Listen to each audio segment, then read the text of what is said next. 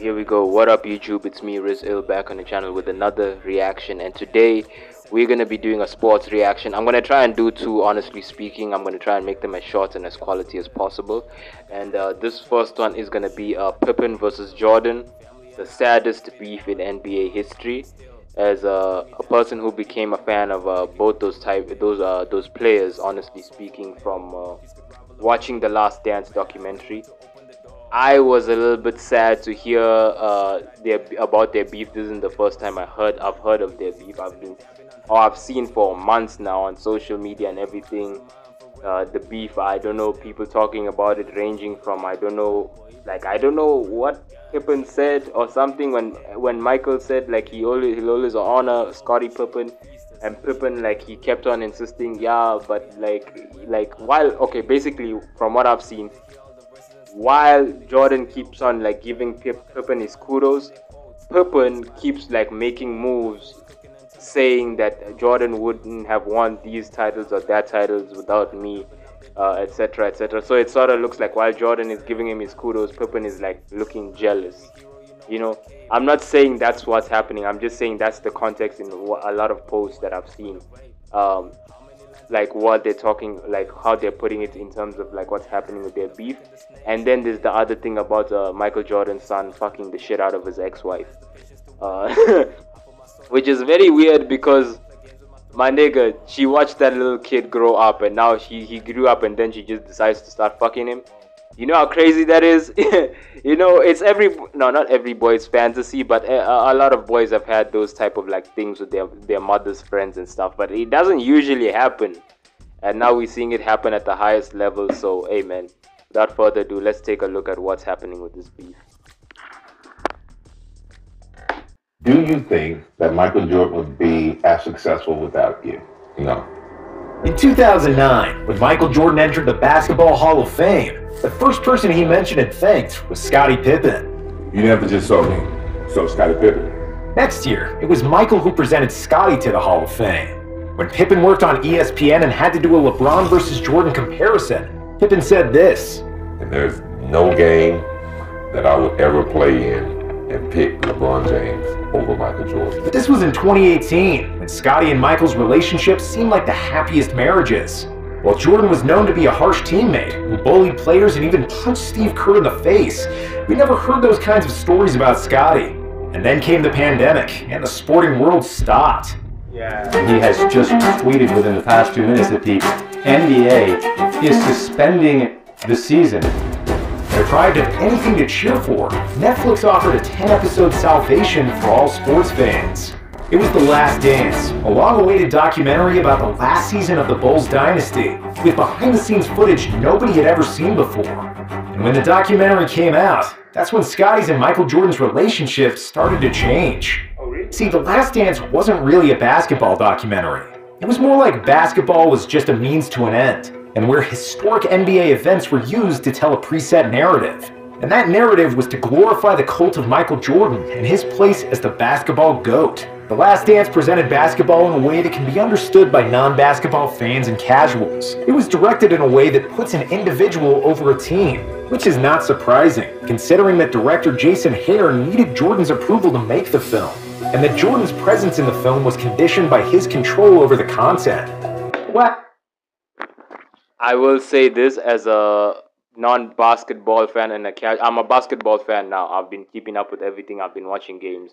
I will say as like a casual still, maybe it was put in that context because I feel like it was done so well and it told the story so well. I will admit that it told the story mostly like to glorify how great Michael Jordan was and his accomplishments and his mindset and everything. And pretty much every other like character, they mentioned Steve Kerr, like they mentioned like Paxton, like on the side. They did a whole episode basically talking about Dennis Rodman. You know, they did an episode for Pippen, but I feel like those episodes for those specific characters were like 80% or maybe 70% of those episodes were dedicated to those specific characters, and then the rest of it was just Michael Jordan is great. Michael Jordan, the plan, Michael Jordan, the moves, Michael Jordan, Mike, it was literally, now that I'm thinking about it and I'm listening to this, it did go like that. Last Dance minimized the roles of Jordan's teammates, not properly explaining that MJ had by far the best supporting cast in the NBA. The documentary never mentioned that Steve Kerr was the most accurate three-point shooter of all time, that Horace Grant made 4 all-defensive teams, or that Tony Kukoc was the best European player and the most versatile power forward in the NBA. The doc barely mentioned a defensive ace Ron Harper, and they completely failed to say a single thing about center Luke Longley. Dennis Rodman got a lot of screen time, but much less as the best rebounder in NBA history, and more of a party animal that Jordan needed to drag by the ears from Carmen Electra's hotel room. But the player who was most heard about the whole thing was Scottie Pippen, and it's not hard to see why.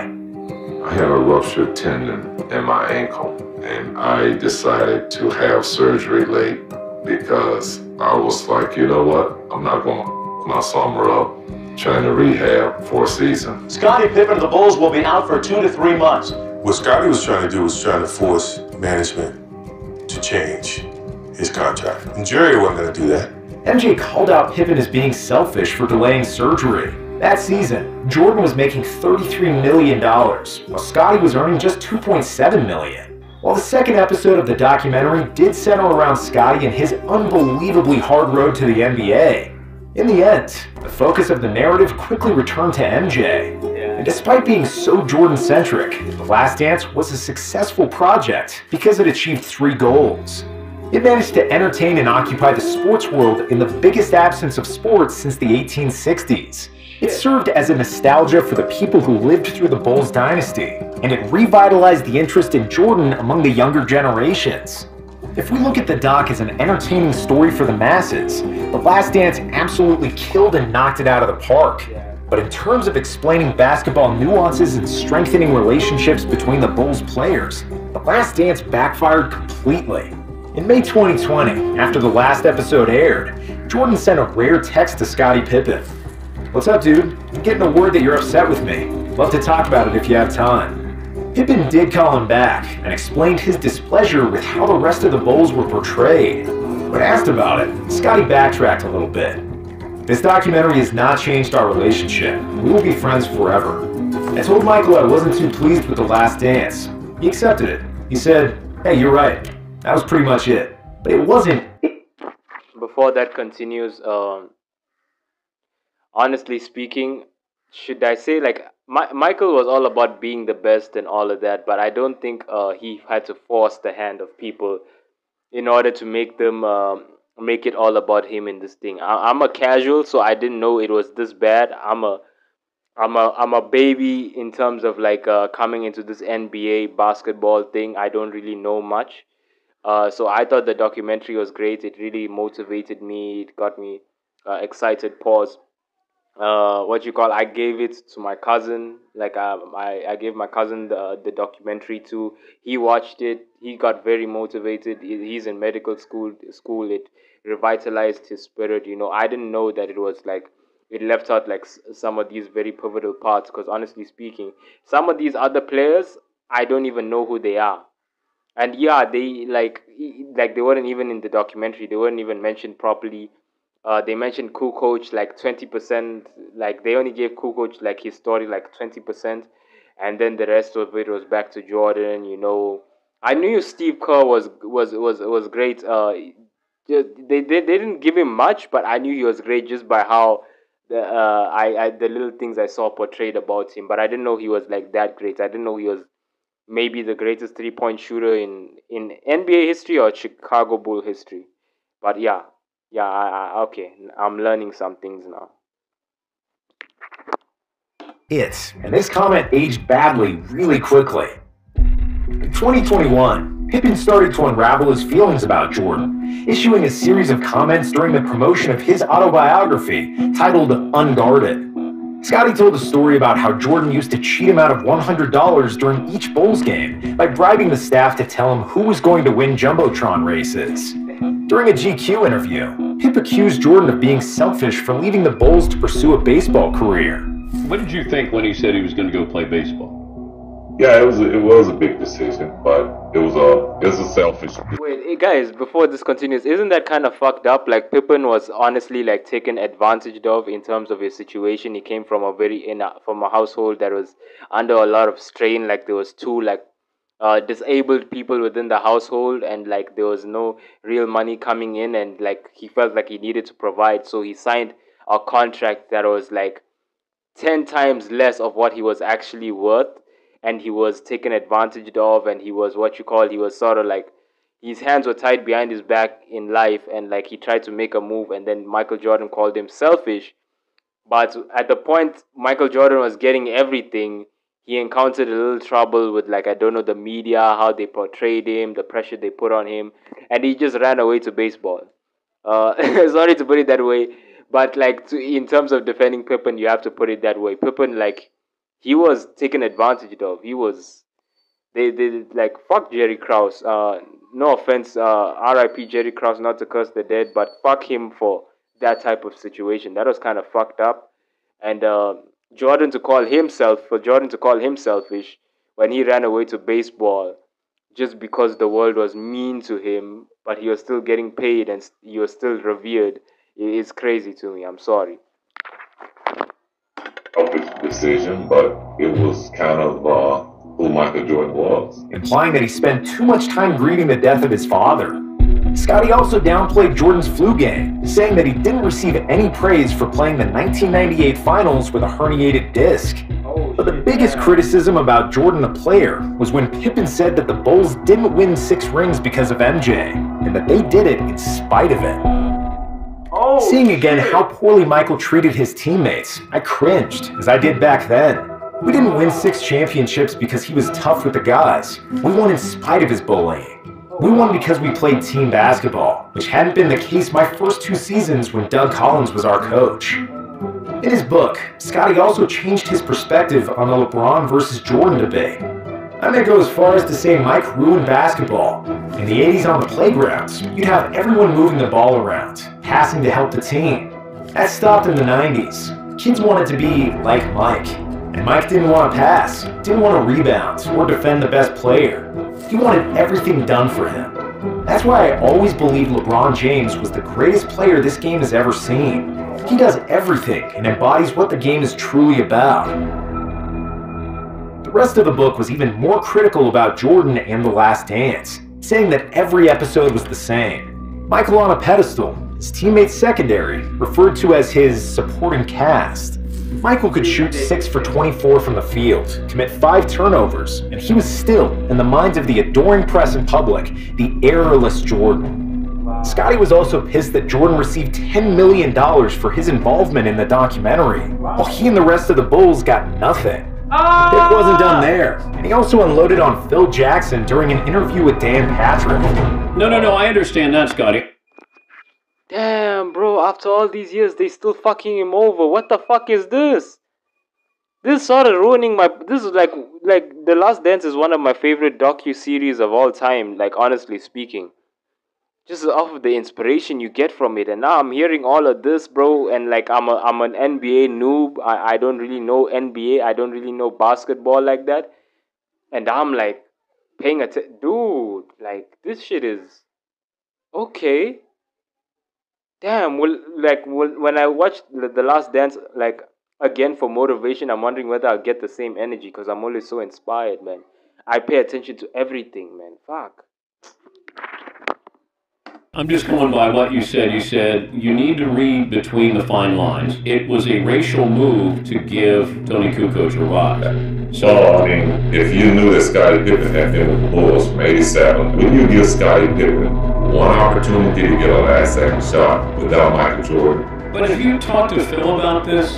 Because by saying a racial move, then you're calling Phil a racist. I don't got a problem with that. Scotty took shots at Charles Barkley, calling him not dedicated enough to win a title, and Isaiah Thomas, whom he called a dirty player.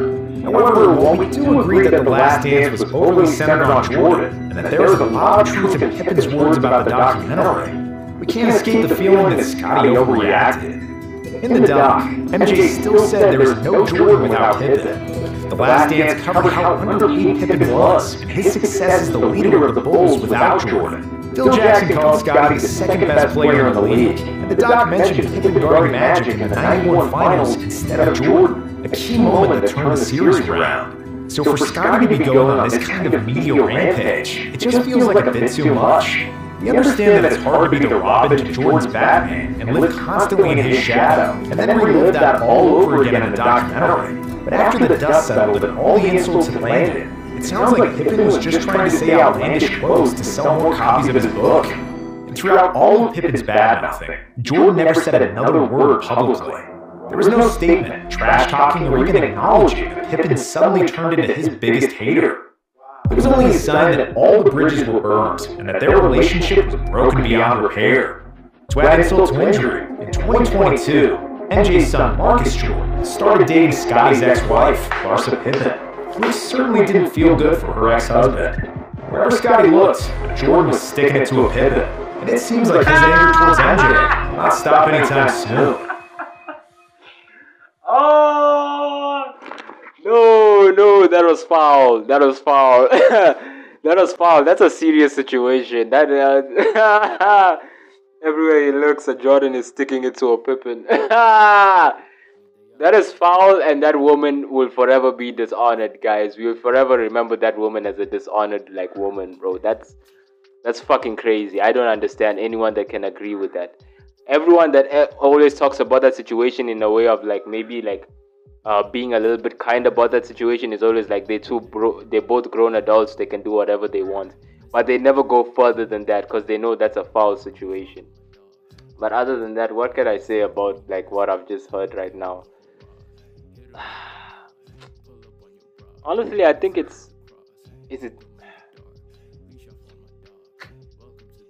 what can I say, man? I think it's the culmination of the entire situation, the Bulls always screwing him over, in general, basically, they'll give you compliments. It's honestly, what can I compare it to? It's this current job situation that me and my friends are talking about here in our early 20s, right? We'll be talking to each other about how whatever job we go to, it's either we're not getting paid and it's an internship, or we're getting paid but the people at the top are making millions or whatever, or they're making a whole lot of money and we are paid very little, and they know they basically not they know we can't complain, but they feel like they have the power where we can't complain because we're in a dire situation as young people trying to find jobs, trying to build experience, trying to do 1, 2, 3. You know what I'm saying? So they hamstring us when they know we don't really have space to move, and we don't really have options like that, but they'll compliment you. They say, you're so intelligent, you're going so far in life, blah blah blah. But then they'll pay you little money. Sometimes they won't pay you at all. They'll make excuses. That's the type of people that I'm finding me and my friends are dealing with a lot in terms of our jobs and in terms of the different work places that we go into and what we do, man. But I guess that's a part of life, and especially growing as a man, right? You have to learn how to deal with these people, especially if you want to be at the top, because these people are going to be at the top with you, and they're not going to stop being snakes once you persevere and then you get to the top. They're not going to stop being snakes. It might even be worse, because they'll definitely try to take you out when you're at the top. Right now they won't really try to take you out because you're nothing to them, but when you get to the top, you're a rival to them. Now they don't even have to compliment you, they just basically. So if you get my reference, that's sort of what I'm seeing Pippen, his situation has been the entire time with the Bulls and everything, and the people around him, from Jordan, from whatever, they'll compliment you, but they won't do nothing to really help you, especially when you're in a situation that's very unfair. They won't do nothing. And when you talk about it, or you complain, or you make an action to do something about it, they call you ungrateful, they call you, I don't know, sour grapes, they call you selfish or whatever. While the world is moving aside for Michael Jordan, and the world isn't really doing much for you except saying, oh, you're such a great person, oh, there could be no me without Scottie Pippen, blah blah blah. You know, oh, he's the second best player at the, you know, it's like words are just fucking words. You're just using words to butter me up while you stick a dick in my ass. Pause.